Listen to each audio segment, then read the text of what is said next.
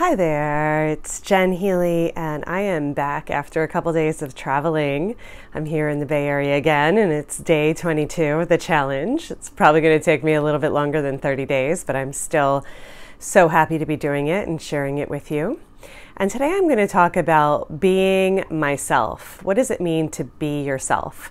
And also being with yourself and how different that is than being with others and how to get comfortable with that.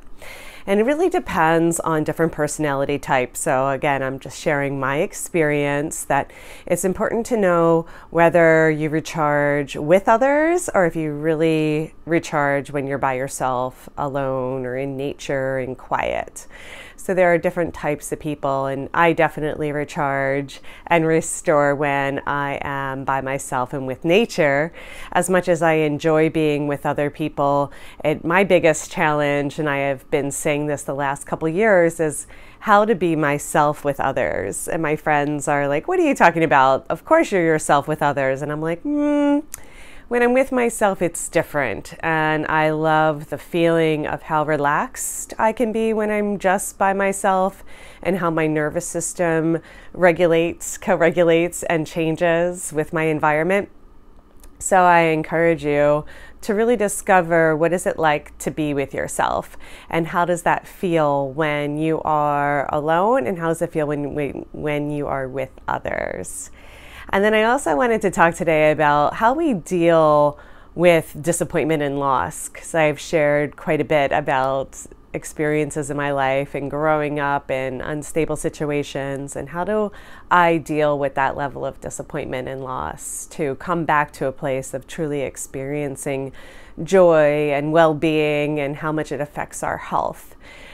So even this week, I had an amazing time in Hawaii, but there's always little disappointments that come up and little losses that happen. Some of them are bigger than others, and that will require more of ourselves to show up and to handle it in a different way. But what do I do when I experience different behaviors or different interactions and situations that aren't necessarily ideal or optimal for what it is that I truly wanted? So what does it mean to actually be yourself with others? For me, this is the ultimate choice about being brave. How to truly be myself and to be brave with others is to tell my truth and to follow my truth and to really be true to my nature when, as a society, we're often taught to conform with others and to adjust the way that we're acting to meet what they are doing or reflecting what they're doing. We tend to mimic or model different behaviors. Mimicking and reacting in kind is kind of part of the conditioning. And we do have a lot of societal pressure to perform and to be like the others, to fit in and to be accepted. So one of the things that I'm absolutely fascinated with is why people do what they do. So this is a big part of why I have dived into the spiritual teachings, and I've dedicated so much of my life to this practice of discovering human dynamics and the way that we interact and the way that we learn. One of the things that I wanted to talk about last time with thoughts is a lot of times the thoughts are thinking us, like I said, but we don't need to believe everything we think. So don't believe everything you think is a really incredible tool and a wonderful expression. Because where do thoughts come from? Where do they go? Who's thinking who is such an important part of this whole learning experience that I'm sharing.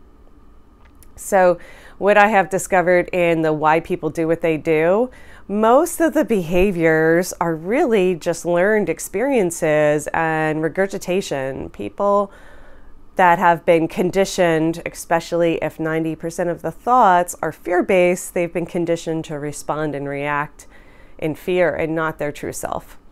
So when I experience something that seems out of character or out of norm or just goes against this natural grain that we have to be loving, to be supportive, to be kind, I really sit down and look at the behavior and realize that the person and the behavior, the personality, is not the being. There's a being and an essence underneath the person and personality.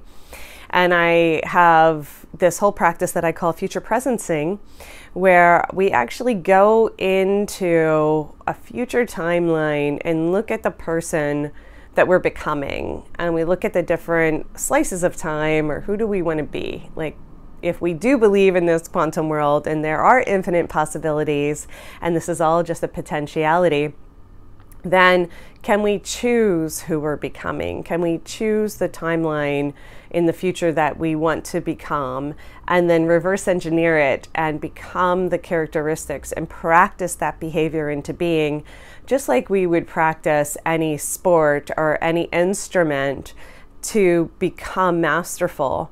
We can practice ourselves into being. And I think this is a really important message and an important thing to understand, that we can actually practice who we want to become. So if I want to become more graceful, which is one of my highest virtues, more graceful, more compassionate, more kind, more loving in those intense situations, then I have to practice it into being every day. And I have a tendency to move really fast and be impatient. So then I learn how to work with certain traits that I have. Everybody's a little different. Some people are more relaxed than others. I tend to be extremely high energy, and I like that about me. But then I really redefine what patience means, and I'm giving that as an example. So if things aren't going as fast as, or the way that I want them, I sit back and look at, why do I want them to go faster? What is it that I'm really looking for? And there's a tendency to be more eager to get to the results and destination, and I learn how to make the journey more fun and to, we'll just say, entertain myself or give myself something enjoyable to do while I'm waiting for something. And that's just one example. Look at what are the proclivities in your life? What are the areas that you feel like you're strong and that you do really well, and what areas are weaknesses for you? Because I have an incredible ability to focus and to follow through and to be, we'll just say, determined on the outcome, but then that can also be a weakness where I miss the joy of the journey.